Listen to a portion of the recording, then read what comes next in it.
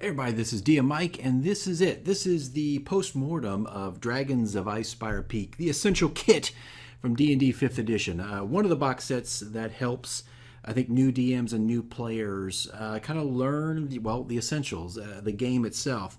I just recently finished playing this campaign.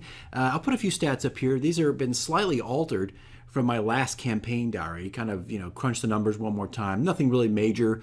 I think instead of 51 hours, I'm at 55. I rounded up a little bit. I don't know if that means it's more accurate, but I adjusted a few things. Here you can see all the different things that I went through as I experienced this campaign. Really relatively short campaign. Again, I think I got my stats here, like 7 locations or 6 locations, really. You probably could tack on an extra 2, maybe 3 months. So I think you're going to fall anywhere between 3 and 6 months to finish the campaign. So it can be ran relatively quickly. And of course, it just all depends on how many players and how often you meet and how long you play, right? It's kind of all over the place. It's so hard to give some kind of estimate with this stuff because every single table is different. But it's been a while since I played. I really wanted to put this in the background, kind of give it some thought. I've got some notes here to help keep me on track. I just want to give you some of my thoughts about this as a seasoned DM. And the question is, I don't know, should you run it? Should you spend $25 to $35 on this? DM, you're the one's going to be forking out the cash for this thing. Is this worth your time and energy for your players? Absolutely. I think it's great. I think it's a fun box set. Now, actually, there's 2 box sets we really could start with, right? We got this one here, DOIP, and then I think I threw away my box, which is probably sacrilege. Did I throw away the box? Yep, looks like I did. I don't have the box anymore. Trying to save space. Anyway, we got these 2 box sets we can start with, and I think this one, compared to Lost Mines of Phandelver, that's the other one, this one's a little more, and this is not meant to be derogatory, but a little more pedestrian. I think this is really baby stepping people into the D&D universe. So if you are a new DM and you've got a bunch of new players, all of you have never experienced Dungeons & Dragons, this will probably be the best start for you, all right? If you have a little bit of seasoning and all your players have played a little bit, I think the other box set, which is I think meant also for beginners and also people introducing people to Dungeons & Dragons, is also a way to go. Now, I've seen people mix and match these. Actually just mix them. Some people will start with, I think, Phandelver and then go into Dragons of Icespire Peak or vice versa. That's a good way to run the campaign as well. I might start with this if I was a totally fresh DM and didn't know what the hell I was doing. I probably would start with this, right? Now, I played this as a seasoned DM, and I played it with, seasoned players who have decades of, experience behind them. And I gave them a little asterisk, a little warning at the beginning of the campaign. I said, look, we could start this, but if it's too basic, D&D 101, we can stop it, and I'll just move on to something else. Well, we ended up finishing the whole thing, and I think really had a great time. I think this is an adventure. You don't have to give it the tone of absolute destruction. The whole world, your whole D&D world, homebrew, whatever it is dependent upon this adventure. No, it doesn't have to be ran that way. I think this is a very lighthearted campaign. I had fun with this. I mixed comedy with adventure and a little bit of, obviously a serious tone in there too, because this campaign had a lot of surprises in it that just from my players and from me, little things I added in and things that they did. It was very, very surprising. Combat encounters were really, really fun. But the thing is, you're still, no matter if you're seasoned or not, you're going to have to make some modifications to this. For a seasoned DM, I think they're going to go in here kind of like I did and make some more connective tissue to everything and try to bring an overarching, bigger story. Keeping it small, but, making little things a little more interesting instead of what it could feel like at times, which is kind of a fetch quest. That's what I found myself doing. I had to add in pockets of role-playing, pockets of information, and connective tissue to all these different areas. And matter of fact, if you're a seasoned DM, you're most likely going to abandon the job board like I did after the very first night. I think it just doesn't...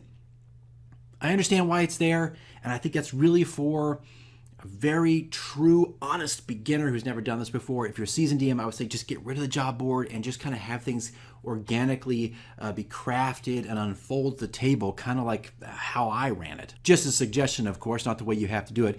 If you're kind of an amateur and you're just starting out, look, it'll walk you through everything. But I think even then, you're going to find yourself, after you go to the job board for the second or third time, you're going to probably want a little bit more, all right? And I would encourage you, to add those things when you can. And I think that it's hard to recommend what to add because I just don't know your players, I don't know how you play. But I think you're going to get a gut feeling that you need to have a little bit more. So if you're seasoned or if you're an amateur, be prepared to add a little bit more to these stories and a little bit more to the role playing and some of these NPCs. Now be careful as a new DM, there are a hell of a lot of NPCs in this. I mean, don't get too caught up in all those companions, just like 15 of them or something, maybe even more, maybe a little bit less, but I think there's actually more. Don't get wrapped up, don't get scared. Just pick the one or two that you want, depending on your table size, and just run with them. Or don't sweat the other ones, put them back in the box and say, forget it, So there's a lot of information here. Don't get overwhelmed with all of that. When it comes to the maps,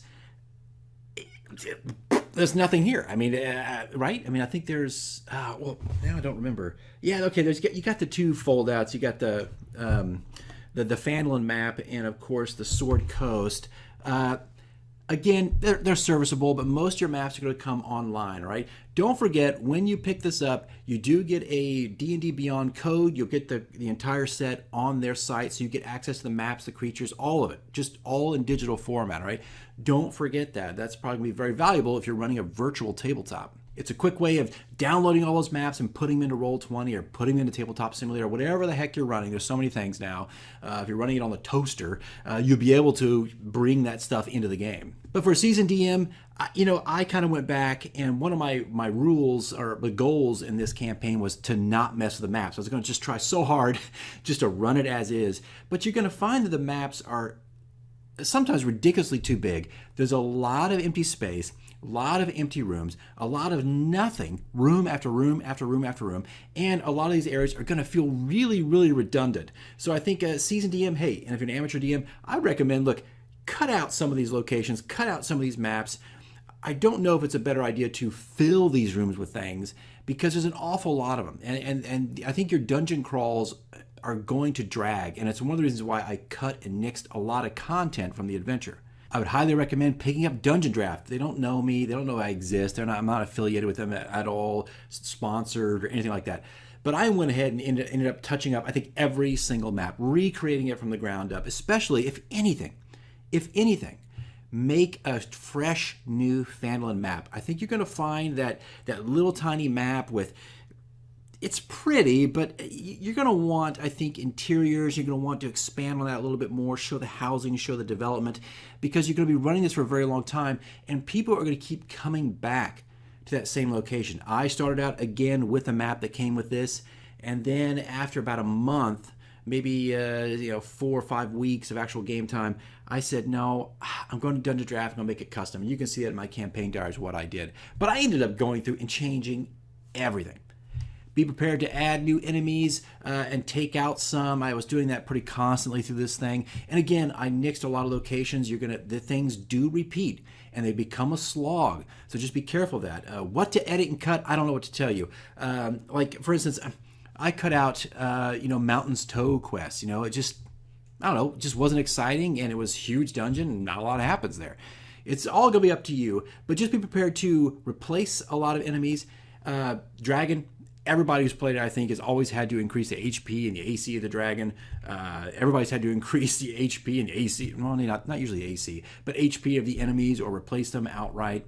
So just be ready for a lot of adjustment, whether you're seasoned or you're an amateur. Especially if you're an amateur, just be ready to make those adjustments on game day. But in all, guys, I had a really good time with this, and you know what? One of my goals was to kind of run it again, like back to back, and I'm debating. I might do Star Wars. I might do this again. I really don't know. But, it's so fun, and it's over before you know it. You're not going to spend 16 years running this.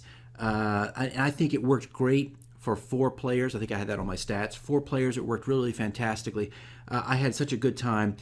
You can now listen. Here's my tips here. Remember the codes. Now this box is going to come with the campaign, but also codes for additional adventures. A lot of people forget about this. There are codes in here and you'll get I think 3 expanded adventures for free on D&D Beyond. Now, I didn't know about this. I kind of forgot about it.